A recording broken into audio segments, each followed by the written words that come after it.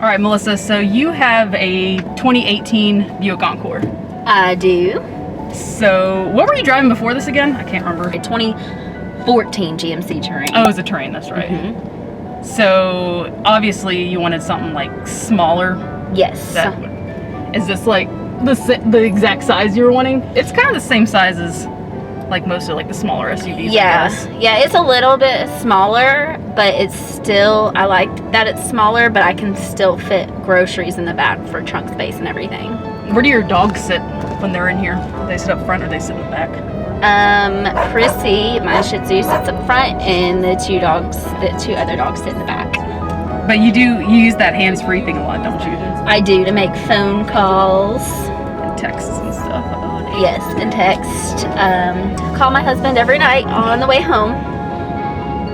That's good. And it does read you the text too, though, right? It does. It does. All I have cool. to do is press listen, and it reads me the text. I have Sirius XM. Does that come with these, or because I always see that advertised? It comes with it. Like I think it comes with 3 months free trial, and then you have to pay for it after that. Oh, okay. I got you. Same with OnStar.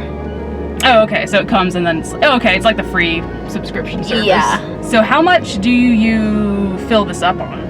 At most I've spent $35, so it's pretty good on gas mileage. I bet it's pretty low right now.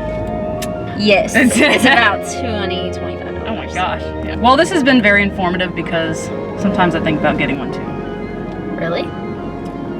If I got a Buick, it'd probably be an Encore. Honestly, I really like the other two also. I've driven the other two and they're very nice. But I think the Encore is like it's the size, I think, that attracts me the most. I do like the small SUV size. And yeah, if we ever want kids or anything, this would be it'd still be a good car, I think. I definitely think it would too. Mm-hmm. Well, here's to maybe getting a 2020 at some point.